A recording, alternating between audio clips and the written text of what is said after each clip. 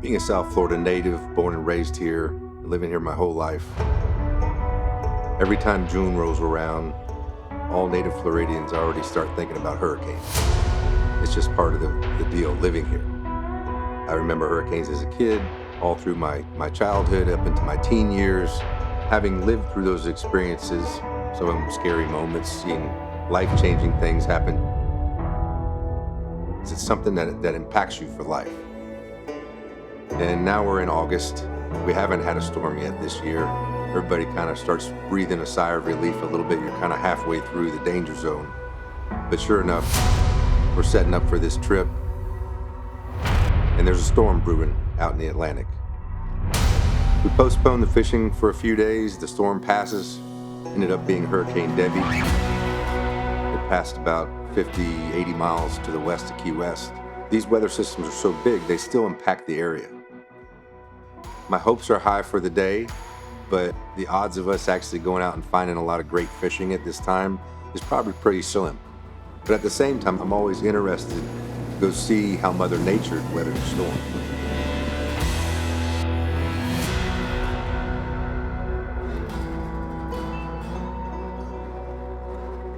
You think this hurricane we just had is gonna mess the fishing up back there? You know, just the past experience, when you get a storm like that big, though the bands are kind of gone, we're still feeling the pressure from that thing. I think it takes 2 or 3 days For everything to calm down. for one, the water to clear back up, because we had big winds, 30, 40 mile an hour winds, but Right. but also the pressure change and all that. I think all those fish feel that when it's that severe. They move out into deeper water. It takes them a few days once the weather stabilizes to kind of get back to normal. The other bad thing we got is a west wind. We never have a west wind in August. Now the storm has gone by, it's pulling the wind from the west to us, so Well, not a great scenario, but we only get a few days to fish a year, so let's go have fun. we'll try. See what God gives us.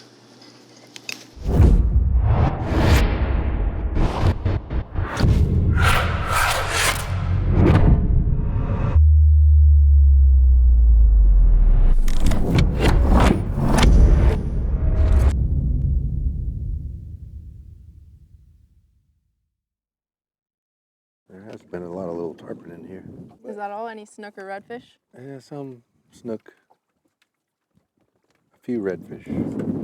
That was before the hurricane. A lot of people were catching good redfish like last couple weeks. Nice sized ones, Yeah. See what the day offers. My goal was to run back into Everglades National Park, this time of year, be an early first half of the day deal because the water temperatures are so high this time of year. That being said, the storm did just pass, the water temperature down because of all the rain and high winds we had. My hopes were high that maybe we might find a fish or two around some of the islands. If we get a shot, Yeah, don't try to false cast. Like, make a cast, let it hit, yeah, pick up, make another cast, let it hit. yeah. A little too much wind. Overhead. Should I try the overhead? Or you could do that too. I don't know if I just saw one or not. Right here. Right in there? A little bit right of that and drop it. Being late summer here in the Florida Keys, one of the things that has been kind of a staple for our fishery here are baby tarpon. We have a main giant tarpon migration that happens in the early spring and lasts through the beginning of summer, but this is after that. We're in August now. One of our staple fisheries are baby tarpon. This actual habitat is where the smaller fish, under 30 pounds, grow up until they reach the point where they're in migratory status. There was a tarpon rolled up in that cove up Yeah, there. I just saw him.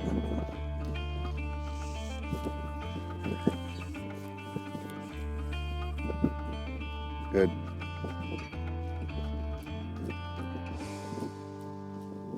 Keep stripping, he missed it. He blew it in the air. I saw.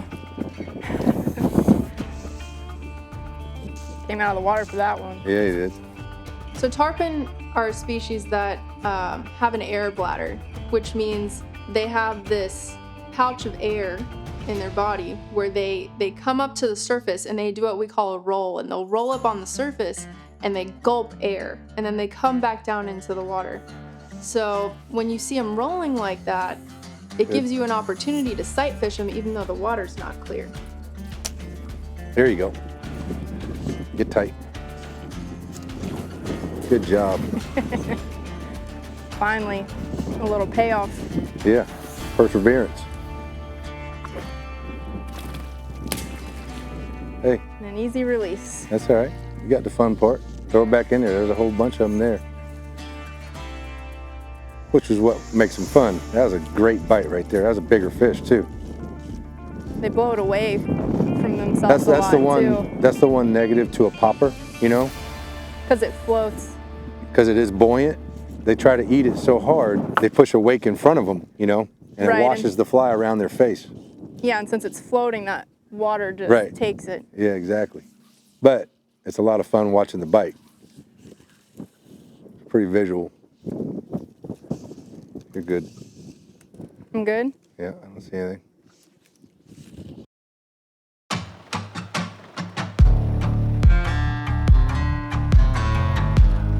When you're fishing these tree lines, what's a good way to keep a fish from taking you into the roots? As much pressure as you can, you know, with your left hand when you're clearing them. But if they begin to get you back in there, what's super important is to put your rod tip in the water deep. Because a lot of these roots, these overhangs, Yeah. only stick down in the water like this much. And then it's open underneath them. Oh, It's the root system that's reaching for the bottom. right, So the most outward branches that are sticking out, they're not touching the bottom. right. They're not touching the bottom till you get back in there like 5-6 feet. If they get back to there, then you're kind of screwed. Then all you can do is kind of stay tight. I'd pull you in there And get out. and you kind of hand line them, try to pull them out, you know.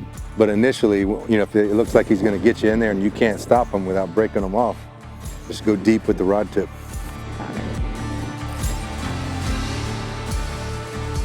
Right there, right on the corner. Just throw a little right of it and past it. Go again. But they're all moving down the shoreline. Try to Yeah. go past them all. Okay. Good. Strip that. Did he miss me or I miss him? I think that was a combo. We missed each other.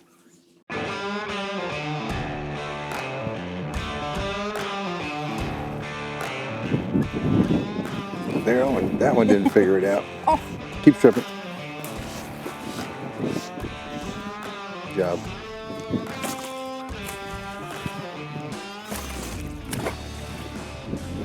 These things are so much fun. I know.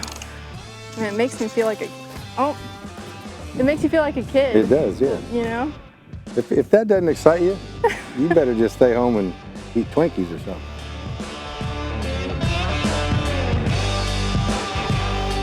There you go. Almost jumped into trees. I know.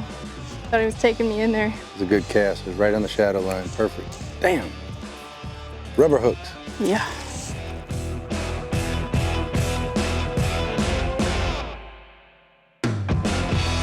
Okay, here's the redfish inside of us. Tad right there.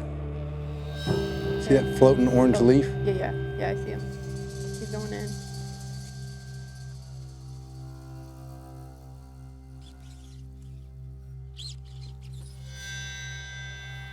Twitch it, twitch it, twitch it, trip, trip, trip, trip, trip. There you go. Leave it. Trip it. Hit him. Rod tip up. Rod tip up. Damn, that's so cool. That was crazy. That was awesome. Ate it twice. Oh.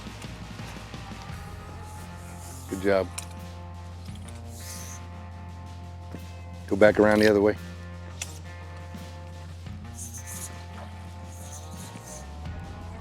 Caught him under your tennis shoes. Yeah, I did. Man, I love when they follow like that. You could just see the whole thing. Yeah, and they get, the more they... You like actively get to feed them. Like, Yeah, right. man, that's so cool.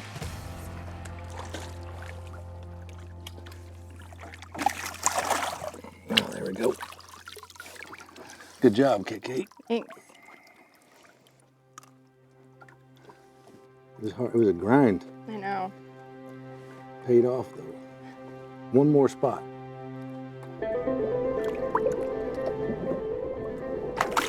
you later. Thanks. Well, you know what? We got like 100 yards more shoreline. We might see something else. Let's see. That's the cool thing about sight fishing. It doesn't have to be a big numbers thing, you know. No, It's when you see them, you flip the fly over there, boom, you know, you see that bite and all right. that. Doesn't get any better than that. And even with size, you know, as long as it's a cool fight, a cool eat, setting the hook's my favorite part, Right, besides grabbing them. right.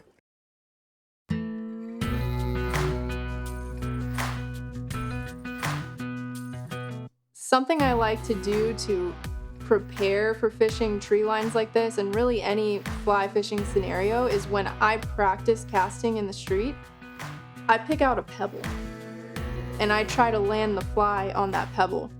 So if you can be that accurate, you'll do fine in any situation where you need to put the fly in a certain spot. See him coming there? A little bit right of that line. Oh yeah. Right there, that's a fish going left. Trip that. Chase, keep tripping, keep tripping. Good job. Saw the wake coming behind it. Yeah. I saw the wake, but I was watching the fly, Right. so waited just a millisecond longer. They're so good at swiping at the fly, and you miss them. You know, Right. there's not you don't do anything wrong. They're just they're so aggressive. Yeah, look at him.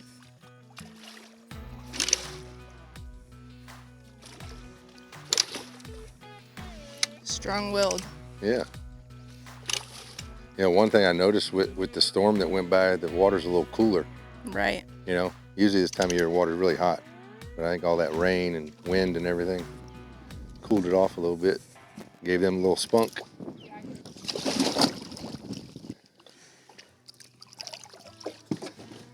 Such Nice a cool little fish. tarpon. Yep, it's just like the giants, just smaller. This is how they start. Perfect hook job there, right in the butt. Can I release him? Yeah, absolutely. To facing them, let him get a drink. There you go. Now if you just kind of hold him by his tail, just let him sit into the current. There you go. Like that. Good job. Thanks. There's a bunch of them there. Maybe we'll catch another one.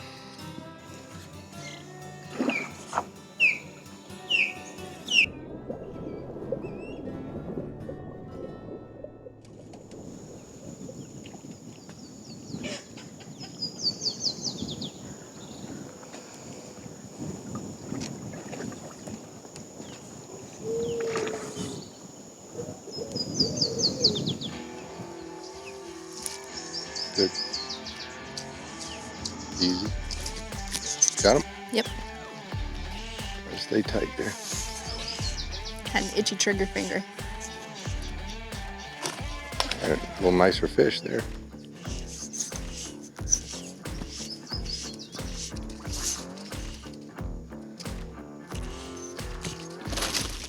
Awesome. Look at those head shakes. Yeah, you can even hear his gills, you know, rattling when they jump. Yeah. Mini but mighty. Said mini but mighty. I think that's the difference in big fish and these little. The big fish are just, I mean, you're hooking a damn dinosaur, you know, this giant fish is jumping through the air, but then you have this long battle, you know. Right. These do everything the big ones do, but you don't have that 30, 40 minute, you It's know. a little more of a manageable. Yeah. I got one more look. Yep. I No? was gonna say, I think he's got one more jump left, and there he goes. Got the leader. Got a release on him. Good job. Thanks. Check your stuff here. I'm gonna retie that. It's a little frayed. Okay. You got my boat all dirty. It's confetti. It's Everglades Is that what that confetti. is? Just trying to throw it like a party. Years ago, I was guiding with Flip. We had a double charter. Well, that was years ago. Yeah, it was a long time ago when Flip was guiding. And I had just started guiding. And we're pulling these guys, and we're kind of fishing next to each other. We're pulling these guys down this Clearwater lake where these big giant trout were laying in these potholes. You could see them, you know. Yeah. But there's a lot of floating grass. This guy would make casts, he'd catch a trout, and then he'd get grass on his fly, and you take off the fly and just drop it on the deck instead of like throwing it overboard. So I said, hey man, if you don't mind, you know, just throw that grass overboard. Well, we fished for another hour and he just kept doing it. And the whole time I'm just like steaming back there, right? But I don't want to ride this guy. I was young in my guiding career. You're real particular about keeping your boat clean. Yeah. So we gather up for lunch and we stake off each boat next to each other. And, you know, the guy's sitting on the bow, he's talking to his friend, and Flip and I were talking. I'm gathering up all this grass. And by the time I got done, I got this mound of grass in my hand. And I unzipped the guy's tackle bag. He's talking, he's not paying attention. And I put it in the top of his tackle bag. And Flip looks at me like, what the hell are you doing, you know? I zip it back up and we go on, we finish lunch, and the guy goes in his tackle bag to get something to clean his glasses with. He goes, what the hell is this? I go, well, I asked you to pitch it overboard and you kept throwing it on the deck, so I thought you wanted to take it home with you. And he goes, okay, point. I got the point. Oh my God. But when I was younger, I used to do that kind of shit all the time with anglers. That's funny. I didn't have a lot of patience for that kind of stuff. This fly might be good for one more fish, maybe. It's getting pretty torn up. Thank you. Damn, this thing is ragged. Yeah. If you haven't already, go to my website, theseahuntertv.com. You can watch past episodes, shop apparel, book a fishing charter with the Seahunter Fishing Group, and watch some behind the scenes.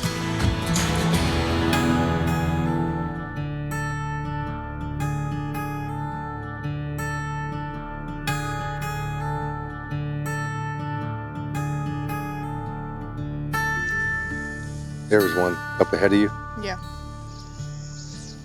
Right there. Throw it right in there.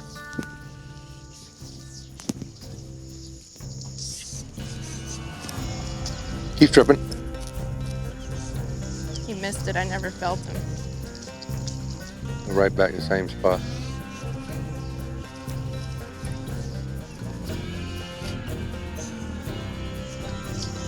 Keep tripping.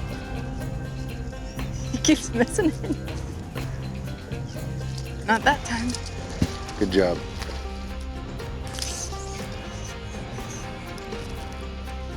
That almost looked like a It snook. looked like a snook. I think it's a snook. Yeah. That was not a snook that rolled. A snook in there with the tarpon. It's fighting like a snook. Yep, damn sure is a snook. I'll get him on this. Let me tie up here real quick. I'll help you out. It is cool. You know why it's cool? You What? remember that redfish you caught earlier? Yeah. And you caught a little tarpon? Yeah. That's a backcountry slam. You don't do that every day on a fly. Man, snook and tarpon, my two favorite fish to fish for. Yeah. I wonder if that was him eating. I think the tarpon were eating it, and which attracted him. Yeah, You know what I mean? I think he came up from underneath him and Yeah. just took it. Got him? Yeah. Yeah, because there's the tarpon right there rolling again. Well, good. We'll go Go after catch them another in a one? minute here. That's awesome. I don't think you and I have caught a slam together, have we? I don't know. I don't think so. I've caught slams with other people. Well, rub it in. Yeah. No, I don't mean it like that. You're just always working. You're always busy. It's funny how they always want to grab onto your thumb, you know. Yeah. Good job, Kay. Thanks. Awesome. Let me check your stuff there. So cool when you see fish eat a little popper. They make that noise like. Oh, it's so fun, and it's so fun because it's right there up on the surface. You get to see the whole thing, Yeah. I think you're all good. especially if the water's clear.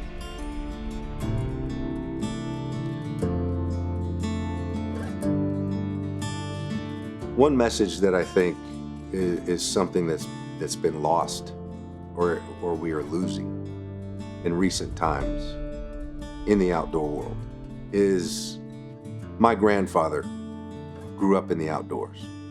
He learned to appreciate them. He was taught about limits, and you don't keep every fish. You let some fish go. And if you're hunting and you kill something, you eat it.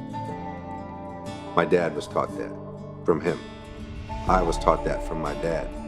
And because of those memories, because of those traditions that are passed on, you learn to appreciate the places and the things that live in those places to a degree like no other person has. Because that's part of your life. That environment, that world is part of your life. And the world is becoming so commercialized now that I fear that there's many young people that aren't able to experience because of where they live. They live in the middle of New York City. They never get to go out to the country. Maybe they don't get to visit the coastline. It doesn't matter what city it is. There's a similar tendency in today's world that as we grow in population, the amount of people that are invested in the outdoors is shrinking. My fear for that is, and my hope, to see someone like my daughter, the way she was raised. I know she's going to pass on those traditions. And I see a lot of younger fishermen now starting to pop up and hunters starting to pop up. It's so important that we protect these places. We protect these sports because our forefathers created this. It's part of this place we live in. And it's no less important than that high rise in the middle of a city where you make $10 million a month at. They both have a place, and they're both just as important as one another. So my point of all this is, how do you protect something if you don't know it? And the only way you know it is if you experience it and you do it. So for all the fathers and moms and uncles and aunts out there, you got to introduce them to the outdoors to see if it's something they're interested in. It may or may not be, but you owe it to them to at least expose it to them, because that is the only way we're going to be able to protect all these things we love, is by exposing people to it so that they become a point where they love it. That's the only way they'll know how to protect it.